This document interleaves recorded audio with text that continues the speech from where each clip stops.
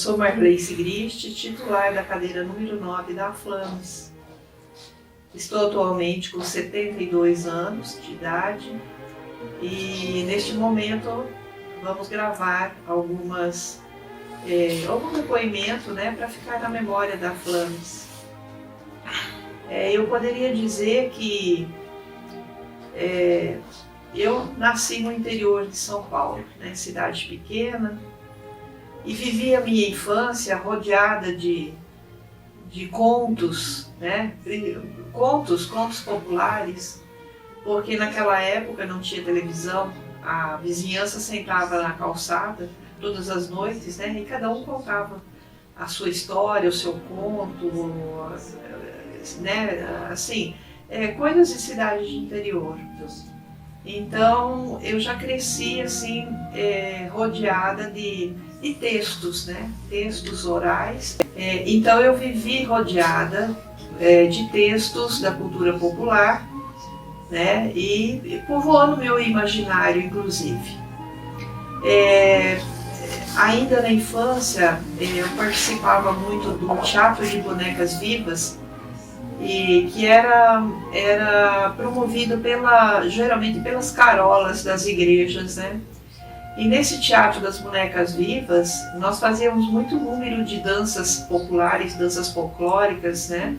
Então, pegava-se a idade de 5 a 12 anos, então essas crianças todos os anos tinham essa incumbência, né? E era o contato que nós tínhamos com a linguagem do teatro na época, né? Do teatro e da dança. Depois eu passei minha adolescência, mudei para outra cidade maior, que é Campinas, e minha adolescência foi ali. As minhas primeiras leituras, na verdade, na infância, foram poucas, não muitas, porque meus pais, eles tinham pouca instrução, né? E eles não compravam livros. Eu venho de uma família pobre, então o que eu conseguia ler aqui, lá e acolá eram livros emprestados, livros de história. O primeiro livrinho que eu ganhei, que era uma fábula, né, da Raposa e das Uvas, foi na primeira série, quando eu entrei na primeira série do ensino fundamental, e a professora me presenteou, porque durante toda a minha vida escolar, acadêmica, eu sempre fui boa aluna, primeiro lugar, segundo lugar, então a gente era presenteado com livros, com cromos bonitos, né? E isso estimulava muito a gente. E aí na minha adolescência, quando eu mudo para Campinas, eu tenho um professor de português excelente, que estimulava muito a leitura, né? Então, nessa época, eu li Monteiro Lobato, a coleção toda das Mil e Uma Noites, e aí foi sendo introduzido esses autores nacionais, José de Alencar, José Mauro de Vasconcelos, né? E assim por diante. Depois outros livros mais maduros, eu fui tomando contato com eles através de um vizinho que eu tinha. Esse vizinho, ele tinha uma biblioteca muito boa, então ele me emprestava livros, eu gostava muito de ler. E aí fui tendo contato com outros autores, né? O Crone, por exemplo, eu li toda a coleção do autor escocês Archibald Joseph Crone, e tomei contato também com Dostoiévski, porque nesse interim nós minha mãe fez assinatura de um que na época chamava Círculo do Livro, uma espécie de associação, e que a cada trimestre nós recebíamos um livro, né? Então esses livros chegavam até em casa, eram romances ou outras coisas semelhantes, e eu tomei contato também com esses outros autores. E esse vizinho também tinha uma coleção maravilhosa de discos eruditos, então eu tomei contato com a música erudita, né? Conheci Tchaikovsky, Villa-Lobos, Bach, Beethoven, emprestando discos desse vizinho, que a gente tocava radiola, naquela época era um toca-discos portátil, né? Chamávamos de radiola, e ali eu ouvia, né? E tinha esse contato com essa beleza, digamos assim, essa linguagem da música erudita. Bom, e então eu também conheci as poesias de Tiago de Mello, conheci Almeida Garré, por exemplo, um autor português, né, a obra dele, O Arco de Santana, achei super interessante, né, de um escritor lá de fora. E conheci, tive a oportunidade de ver os filmes de Glauber Rocha, né, experienciar aquela questão do cinema novo, Deus e o Diabo na Terra do Sol, né, e Terra em Transe. Conhecer o cinema novo francês, principalmente o trabalho de Polanski. E então, assim, são muitas informações dentro de várias linguagens, né, que a gente podia ter ali na época. Acho que Campinas oferecia todas essas oportunidades, né? E aí depois, um pouco mais velha, quer dizer, eu comecei a trabalhar cedo, com 14 anos, e com 16 já era registrada em carteira, né? Trabalhando aprendendo serviço de RH.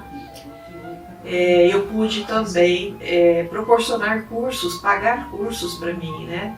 Aí eu fui fazer curso de pintura, curso de inglês, comecei o curso de alemão, depois o professor faleceu, não dei mais continuidade, né? Então, assim, a questão dos bons professores foi fundamental na minha vida para mergulhar dentro dessa área, assim, literária, expressiva, das artes e tudo mais. Bom, a minha formação, eu sou graduada em artes plásticas e aí me especializei em folclore, aí fiz o mestrado em educação e comecei a cursar algumas disciplinas para o doutorado em comunicação.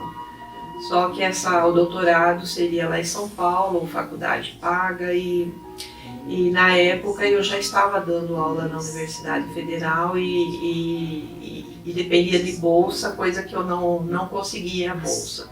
Então isso eram muitos gastos na época, então eu deixei de frequentar o curso do doutorado, por isso acabei não terminando, né, esse curso.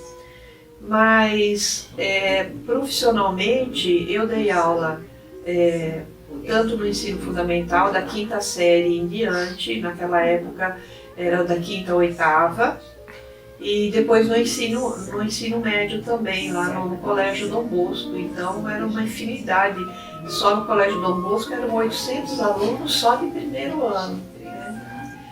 E ali a gente trabalhava muitas questões culturais e tudo mais. E aí, no ensino fundamental, que era escola municipal, era uma escola já mais sem recursos, né? Então eu já trabalhava outras questões possíveis ali com os alunos, organizava pequenas peças de teatro, jograis, e propunha visitas a exposições, né? Naquela época nós não tínhamos muita restrição. Podíamos pegar a classe, tomar um ônibus de linha, assim, e ir até o centro da cidade, visitar espaços, voltar para a escola, né, que não havia problema. E com isso a gente movimentava muita questão cultural, né, com os alunos. Bom, o meu trabalho, ele acaba influindo em todos os setores da minha vida. Na literatura, né, em tudo que eu escrevo, seja contos, crônicas ou mesmo textos acadêmicos, livros ou artigos, a questão da minha vida cultural e principalmente dentro da cultura popular, o folclore, está lá presente, né, nesses textos todos. está presente também nas artes plásticas, né? Então minhas pinturas, né, tudo o que eu faço sempre tem alguma coisa, algum reflexo, alguma temática do folclore. E também se reflete, por exemplo, na fotografia, no vídeo. Então assim, eu faço uma série de fotos também, né, não só de registros das pesquisas, mas algumas fotos mais artísticas nas comunidades onde eu pesquiso. E também edição de vídeos, né? Então, o material que a gente traz das pesquisas, a gente vai editar os vídeos, né? Seja Folia de Reis, seja Catira, Festa do Divino, essas temáticas que são ligadas ao folclore, né? E além disso, tudo que eu faço, principalmente dentro do folclore, essas coisas estão impregnadas também nas minhas viagens, né? Normalmente as pessoas viajam, eu quero ir para a praia, eu quero ir para... E eu digo assim, a praia eu não ligo para ela, eu quero ir para lugares em que eu possa ter contato com os folclores da região. Eu quero conhecer o que o povo faz, né? O que o povo dança, o que o povo realiza de festas e a simbologia que eles se utilizam, né, nessas apresentações. Então o meu foco das viagens também está lá. Então toda a minha vida está voltada a essas questões da cultura popular e do folclore. Bom, eu me interessei pela literatura, como eu já disse antes, né, desde pequena, desde criança, né? Eu tenho uma avidez por histórias, por né, tudo que é possível ser lido.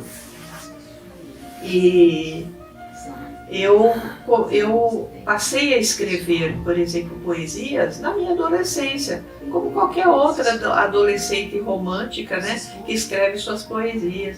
Numa época eu escrevi umas 50 poesias. Depois eu parei, porque entrei na fase mais madura.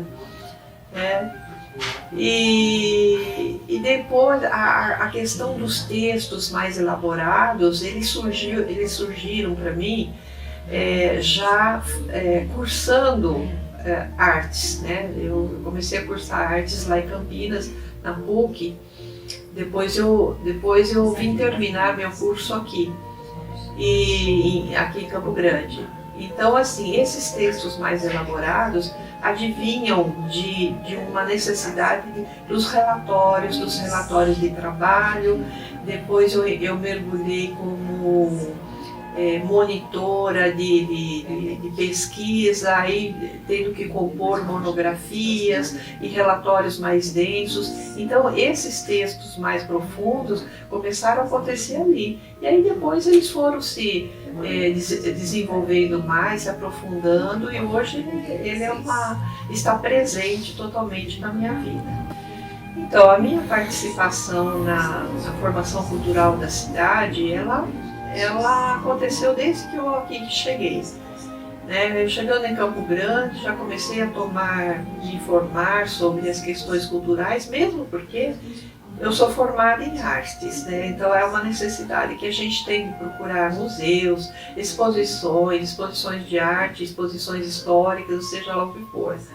Né? Então já comecei a tomar pé das coisas aqui em Campo Grande. Aí depois fui dar aula, né? Então, por exemplo, com os alunos do Dom Bosco, que já era ensino médio, eu propunha trabalhos extra classe. Eu nunca ficava limitada com o conteúdo exigido ali. Além do conteúdo exigido, ainda trabalhávamos questões extras, né? Eu propunha painéis para eles trabalharem em grupos, sondando as questões culturais, as notícias da época, o folclore daqui. Né? Depois trabalhei muito fotografia enquanto memória com eles, memória de família, memória de outras históricas. Depois eu trabalhei fotografia enquanto linguagem, linguagem contemporânea, linguagem atual, fotografia conceitual, essas questões. Então eu fui formando alunos, né, nesse ritmo. E com os alunos da universidade, quando eu passo a dar aula lá na Universidade Federal, eu vou trabalhando com eles, também extra classe, pesquisa. Então eu tiro o aluno da sala de aula, viajei com eles por esse interior de Mato Grosso do Sul para que eles conhecessem as festas populares, entrassem em contato com os grandes mestres da cultura popular, né, voltassem e discutissem, debatessem essas questões. E assim a gente foi formando, né, um público que futuramente teria olhos para essas questões culturais. Depois ainda formei 2 grupos de danças folclóricas, né? Então o Sarandi Pantaneiro foi o primeiro grupo de danças folclóricas e com este grupo eu os levei para a Eco Rio 92, representando Mato Grosso do Sul. Né? Depois eu levei esse mesmo grupo para a Bolívia participar de um festival internacional e nós fomos representando o Brasil, né, nesse festival. Depois, que mais que participamos das comemorações de 50 anos do Sesc Nacional. Houve um evento muito grande lá no Sesc Pompeia, em São Paulo. Né, nós fomos representando o estado de Mato Grosso do Sul, junto com Helena Meirelles. Né, então, assim, fomos circulando e divulgando o nome do nosso estado, da nossa cidade. Bom, depois desse grupo eu parei, porque eu tive que terminar o meu mestrado, escrever minha dissertação, e nesse intervalo de tempo o grupo se diluiu. Então, formamos um segundo grupo a partir de professores da rede municipal de ensino, que é o grupo Camalote, que está aí já quase completando 20 anos de criação. E com esse grupo também viajamos divulgando o nosso estado por todos os lugares, né? Fomos para Curitiba, fomos para São Paulo, para Campinas, para Serra Gaúcha, e onde quer que a gente se apresente com o grupo, nós estamos levando o nome do estado, a cultura do estado, para que as pessoas conheçam, né? Não somos pouco conhecidos no Brasil, né? Nós somos um Brasil que o próprio Brasil desconhece. Então nós temos que, né, abrir mais essa porta da comunicação, levar mais coisas lá para fora para que eles nos conheçam. Então, participei muito das conferências, dos fóruns de cultura, os fóruns que discutiam planos de cultura para o Brasil, para o estado, para a cidade, né? E isso me levou também a participar do Plano Municipal de Cultura, né? Ajudar a estabelecer as metas, as ações possíveis dentro do Plano Municipal de Cultura. Tanto é que o resultado de tudo isso, a Campo Grande foi a primeira cidade brasileira a concluir totalmente o seu Plano Municipal de Cultura. Infelizmente não colocou logo em prática, porque essa era a ideia, né? Que se no ano seguinte se colocasse em prática. Hoje, devagarinho, ele está começando a funcionar, mas não a todo vapor como deveria ter sido na época. Mas fomos apresentar o resultado desse Plano Municipal de Cultura lá para o Ministério da Cultura, num grande evento que aconteceu na Universidade Federal da Bahia, em Salvador. Fomos até parabenizados por concluir o plano totalmente delineado, enfim, né, feito todas as partes que eram necessárias. Então, além disso, ainda cheguei a criar a Comissão Sul-Mato-Grossense de Folclore, que não existia aqui na região. A comissão este ano já completou 20 anos de atividades intensas, né? Já promoveu festivais, promoveu conferências, promoveu muitas oficinas e muitos cursos e palestras para professores. E participo também da Comissão Nacional de Folclore como conselheira, né? Até agora estamos planejando o próximo Congresso de Folclore Brasileiro. E também passei a fazer parte de uma organização internacional de folclore, International Organization of Folk Art, que é uma organização que está em mais de 150 países no mundo. E dentro dela, eu criei a Comissão Acadêmica e Pedagógica, que também presta serviços para a comunidade com palestras e oficinas e cursos e tudo mais, né? Então, essa tem sido a minha contribuição para o Estado, para a cidade, né? São mais de 40 anos de trabalho intenso e por isso mesmo, assim, eu consegui amealhar algumas homenagens, né? Tem a medalha, o troféu de destaque cultural entregue pelo Fórum Estadual de Cultura. Aqui fui homenageada como 100 mulheres pioneiras em 100 anos de Campo Grande, que foi uma homenagem da ABPMW,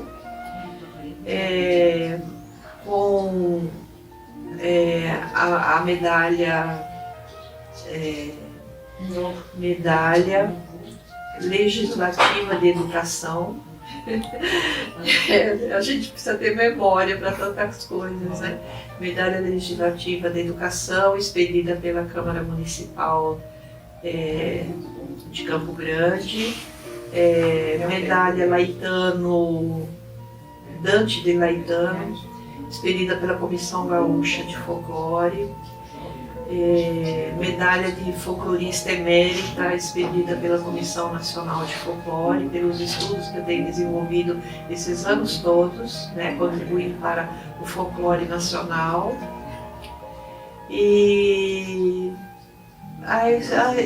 são algumas das medalhas e das homenagens, mas eu acho que até a principal foi receber o título de cidadã campograndense, né, do qual eu muito me orgulho. Não tendo nascido aqui, hoje eu sou cidadã campograndense e foi expedida pela Câmara Municipal de Campo Grande. Agora, dos escritores que serviram de base para a minha literatura, para os meus textos,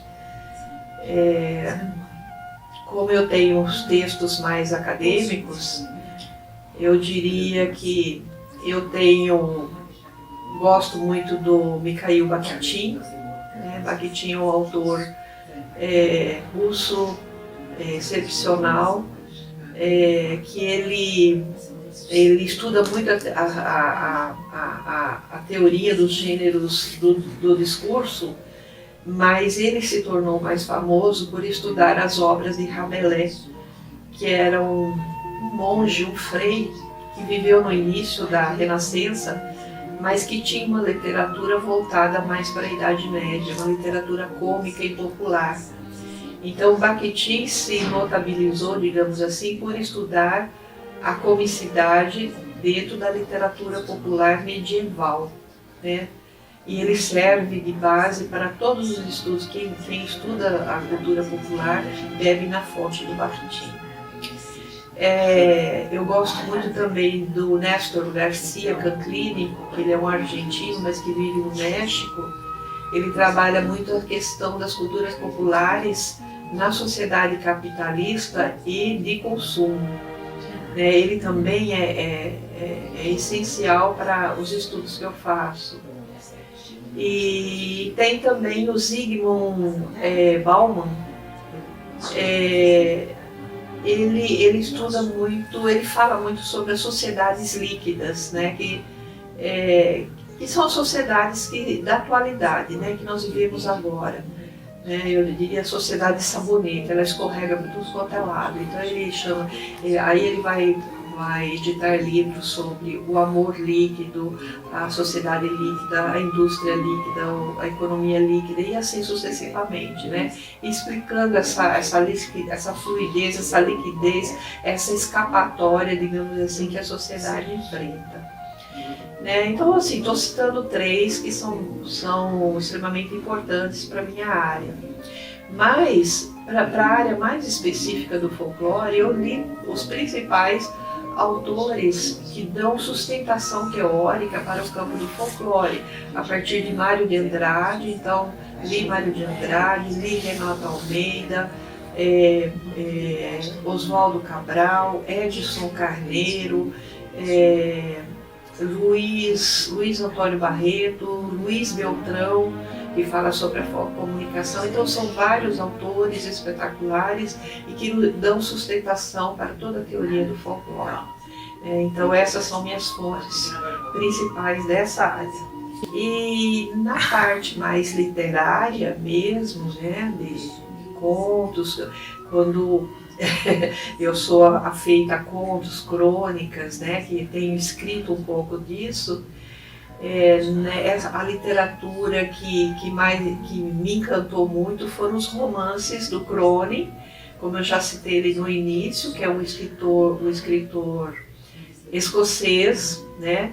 Ele tem muitos romances que se transformaram em filmes, inclusive, como A Cidadela, O Castelo do Homem Sem Alma, né? E eu fui assistir também aos filmes depois da leitura desses romances, né? Na área da poesia, por exemplo, me encanta muito as poesias de João Cabral de Melo Neto. E na área no campo da literatura infanto-juvenil, eu gosto muito, como eu já falei, de Monteiro Lobato, e depois de Ângela Lago, Ana Clara Machado, Joel Rufino, e atualmente tenho gostado muito do Daniel Munduruku, que fala um pouco da sua cultura indígena, e ele expressa isso através de livros infantos juvenis, né? Quer dizer, ele faz um livro para qualquer pessoa, para adulto, tudo, mas que podem ser utilizados nessa faixa da infanto juvenil também. Olha, eu sou de fácil leitura, assim, eu gosto muito de ler, né? Acho que já deu para perceber desde o início da minha fala. E quando eu gosto muito de um livro, muitas vezes eu volto a lê-lo com outro olhar, né? Como é o caso, por exemplo, tem um livro que eu falo que é meu livro de cabeceira para sempre, né? Mulheres que Correm com os Lobos, que é da Clarice Estes. E cada vez que eu leio ou releio, eu o vejo por um outro ângulo, né? Eu vejo coisas que não havia visto antes. Então eu gosto muito de fazer também essa volta, esse retorno. O escritor, ele é um mensageiro do tempo, com certeza. Se é um oráculo, não creio que seja, não. Mas eu acho que ele é um mensageiro do tempo, não só como escritor, mas você pode pegar outros segmentos, né? Um pastor, um padre, um médico, um ator, um pintor, né, um cineasta, ou mesmo dentro da cultura popular, um carrinheiro, né, um artesão, um sertanejo. Então são pessoas que conseguem fazer uma leitura do seu tempo e transformar isso e devolver isso para a sociedade, não só em forma de literatura, mas em forma de outras expressões que possam ter, né, dentro das suas áreas. E dessa forma eles conseguem marcar o seu tempo através das suas expressões, né? No caso, o escritor através da sua literatura. Bom, o meu processo de criação, eu sempre, diante de uma proposta, de uma ideia, de uma temática, eu sempre aguardo aquele instante especial, né? Aquele ponto da eureka aconteceu. A ideia floresceu, né? Às vezes demora um certo tempo para aparecer, mas tendo essa ideia principal, eu, como boa professora, meticulosa como sou, eu vou planejar a forma de eu escrever, né?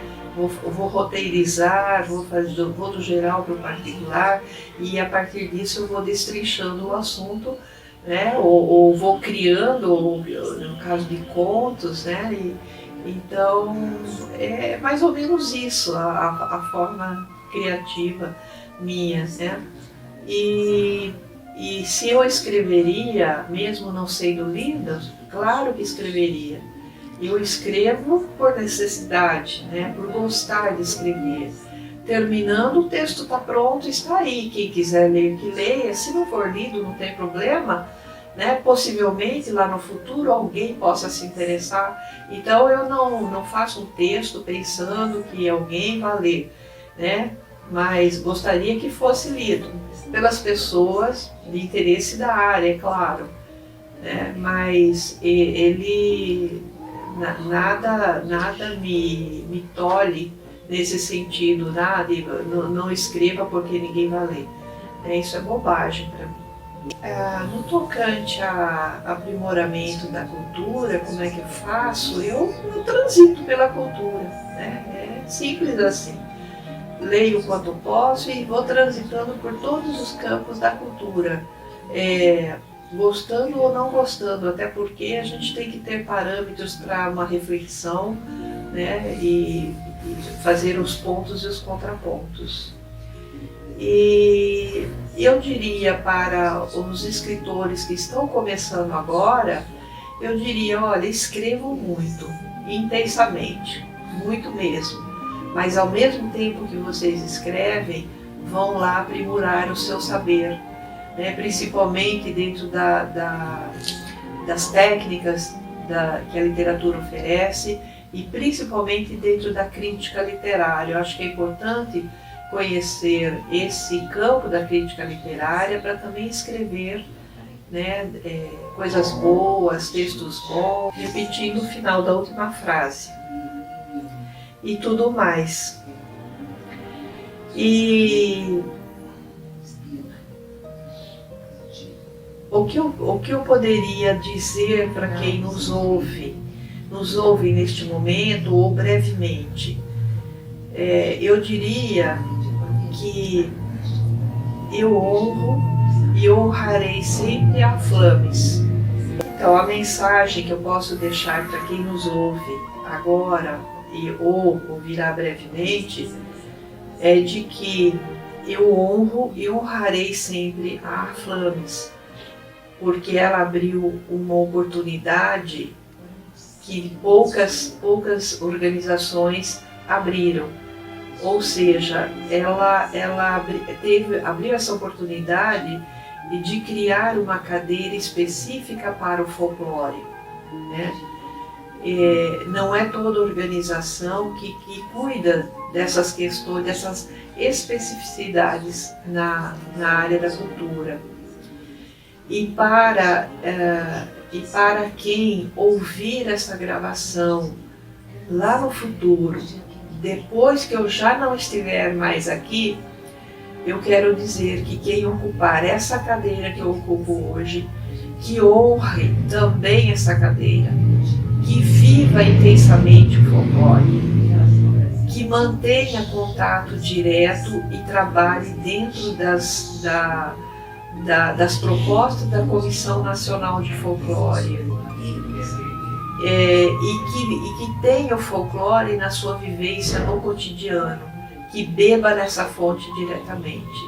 Só assim essa pessoa honrará essa cadeira que hoje pertence ao folclore, a cadeira de número 9.